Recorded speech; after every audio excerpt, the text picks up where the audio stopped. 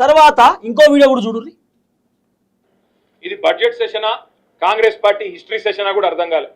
వచ్చుడే నెహ్రూ కాడికి వెళ్ళి మొదలుపెట్టిండు. నెహ్రూ చాలా గొప్పవాడు, మోతీలాలో కోతిలాలో ఆయన కూడా గొప్పోడు.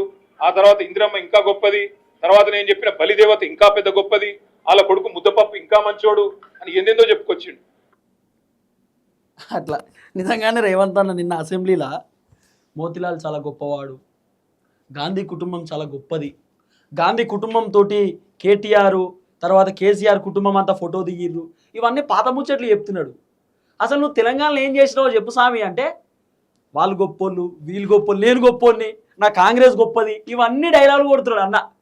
అసలు రేవంత్ అన్న ఏం మాట్లాడుతున్నాడు, ఏం చేస్తున్నాడు అన్న క్లారిటీ లేదు, బొత్తిగా క్లారిటీ లేదు అన్నకు. అసలు అన్న ఏం చేస్తున్నాడో కూడా తెలుస్తలేదు అన్నకు.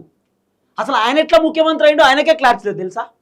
రేవంత్ అన్న ఎట్లా ముఖ్యమంత్రి అయిండో, ఎట్లా ముఖ్యమంత్రి కుర్చీలో కూర్చున్నాడో ఆయనకే తెలియదు. కానీ ఏదో ఇక మాట్లాడాలి కదా అని మాట్లాడుతున్నాడు అంతే. ముచ్చట నడిపియాలే కదా, వివారం అన్నట్టు నడిపిస్తున్నాడు. ఇంకో ముచ్చట కూడా వినోది.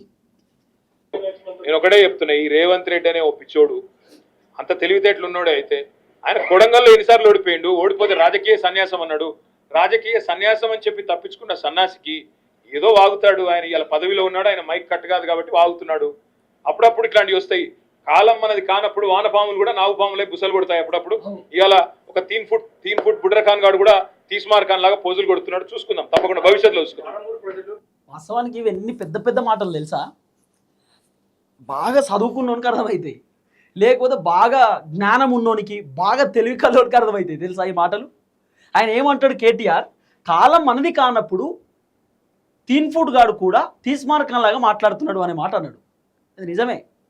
ఇప్పుడు ఈరోజు ఏంది, కేటీఆర్ బీఆర్ఎస్ పార్టీ ప్రతిపక్షంలో ఉన్నది, ప్రతిపక్షంలో ఉంది కాబట్టి రేవంత్ రెడ్డి అధికారంలో ఉన్నాడు కాబట్టి ఏం మాట్లాడినా వాళ్ళు పడుతురు, ఏం మాట్లాడినా సైలెన్స్ ఉంటారు. రేపు వాళ్ళకి టైం వచ్చినప్పుడు, రేపు కేటీఆర్ ముఖ్యమంత్రి అయితే రేవంత్ రెడ్డి పరిస్థితి ఏంది?